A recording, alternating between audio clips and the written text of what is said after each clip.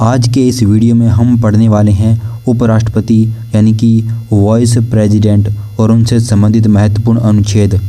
तो सबसे पहले हम जानते हैं कि जो उपराष्ट्रपति का पद है ये भारत के संविधान में अमेरिका के संविधान से लिया गया है। यानी कि आपसे पूछा जाए कि जो उपराष्ट्रपति का पद है ये हमने कहाँ से लिया है, तो ये हमने लिया है USA से, यानी कि अमेरिका से हमने उपराष्ट्रपति का पद लिया है।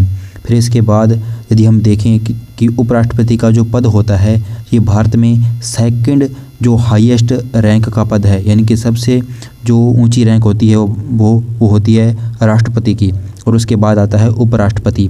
और इसके बाद हम चलते हैं अनुच्छेदों की ओर।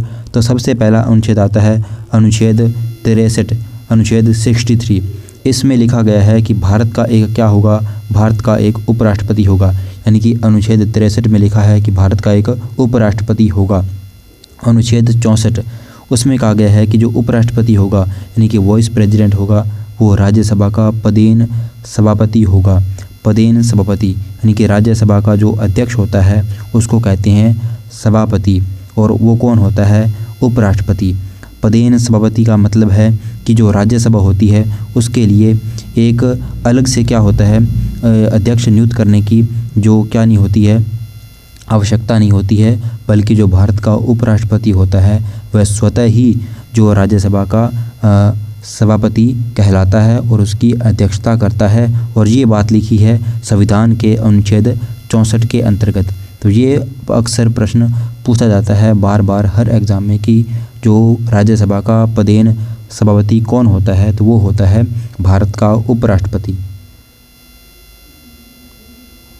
इसके बाद जो अगला अनुच्छेद है वो है अनुच्छेद 65। इसके तहत जो राष्ट्रपति की अनुपस्थिति में राष्ट्रपति कर्तव्य का निर्वहन करता है, यानी कि राष्ट्रपति की अनुपस्थिति में जो उपराष्ट्रपति है, यहाँ पे उपराष्ट्रपति आएगा कि उपराष्ट्रपति कर्तव्य का निर्वहन करेगा। यानी कि अनुच्छेद 65 में कहा गया है कि यदि राष्ट्रपति अपने पद पर नहीं है तो उनके कर्तव्यों का निर्वहन वाइस प्रेसिडेंट करेगा। इसके बाद अगला अनुच्छेद है अनुच्छेद 66। इसमें कहा गया है कि उपराष्ट्रपति का निर्वाचन कैसे होगा, यानी कि राष्ट्रपति का निर्वाचन, उपराष्ट्रपति को कौन चुनेगा। उपराष्ट्रपति का चुनाव संसद के यानी कि संसद के पार्लियामेंट, जिसमें राज्यसभा भी आती है और लोकसभा भी आती है, यानी कि लोकसभा और राज्यसभा इन दोनों सदनों के सारे मेंबर, यानी कि सभी मेंबर, अर्थात इसमें निर्वाचित और मनोनीत दोनों मेंबर भाग लेते हैं। यानी कि निर्वाचित मेंबर भी इसमें भाग लेंगे और मनोनीत मेंबर भी भाग लेंगे। किसके चुनाव में, ये लेंगे उपराष्ट्रपति के चुनाव में। निर्वाचित और मनोनीत ये दोनों मेंबर भाग लेते हैं उपराष्ट्रपति के निर्वाचन में, और ये बात लिखी है अनुच्छेद 66। यानी कि अनुच्छेद 66 में उपराष्ट्रपति का निर्वाचन बताया गया है। संसद के सभी मेंबर इसका निर्वाचन करते हैं। आप याद रखना कि उपराष्ट्रपति के निर्वाचन में जो राज्य की विधानसभा के मेंबर होते हैं वो भाग नहीं लेते हैं। इसके बाद हम चलते हैं अगले अनुच्छेद की ओर। इसी के बाद जो इसी अनुच्छेद में यानी कि 66 जो अनुच्छेद है, इसी का जो तीसरा भाग है उसी में जो योग्यताओं का उल्लेख किया गया है कि उपराष्ट्रपति की योग्यताएं क्या क्या होगी। उसी के तहत ही क्या होना चाहिए, उपराष्ट्रपति वह भारत का नागरिक होना चाहिए और वह 35 वर्ष की आयु पूर्ण कर चुका हो और वह केंद्र या राज्य सरकार के अधीन किसी भी लाभ के पद पर ना हो। तो ये 3 है उसकी योग्यताएं कि वह भारत का नागरिक होना चाहिए, 35 वर्ष की आयु पूर्ण कर चुका हो और वह केंद्र या राज्य सरकार के अधीन कोई लाभ के पद पर नहीं होना चाहिए। तो ये उपराष्ट्रपति जो पद की योग्यताएं हैं, और ये किस अनुच्छेद में है, अनुच्छेद 66 में है, जिसमें उसकी निर्वाचन के बारे में लिखा गया है कि उसका निर्वाचन कौन करेगा, संसद के सभी मेंबर करते हैं।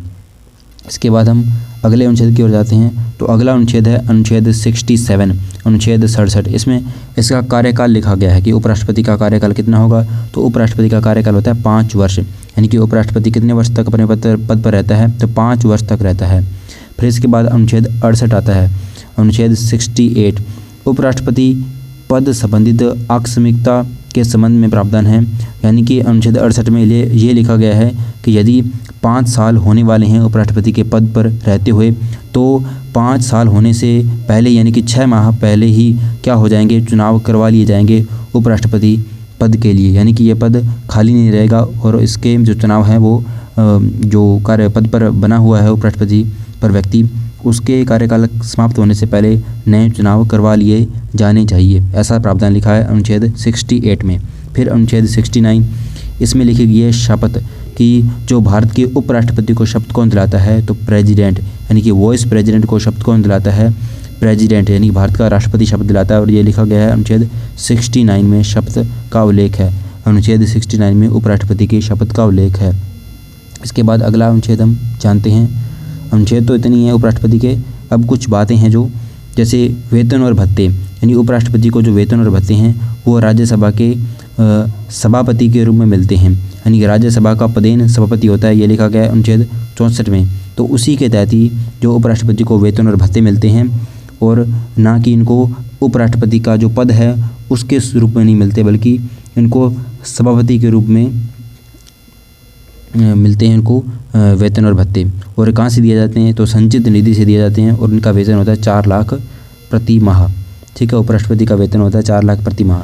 और इनको हटाने की प्रक्रिया देखें तो ये भी राष्ट्रपति की तरह ही होती है, उपराष्ट्रपति को हटाने की प्रक्रिया। लेकिन जो उपराष्ट्रपति को हटाने का प्रस्ताव है वो केवल राज्यसभा में ही लाया जा सकता है, जबकि राष्ट्रपति का प्रस्ताव किसी भी सदन में हम ला सकते हैं, क्योंकि वह दोनों सदनों का क्या होता है, मुखिया होता है राष्ट्रपति।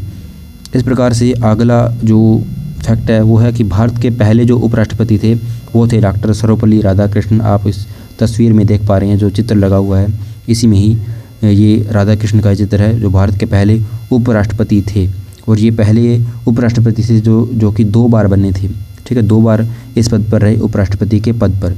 तो ये उपराष्ट्रपति से संबंधित महत्वपूर्ण अनुच्छेद थे।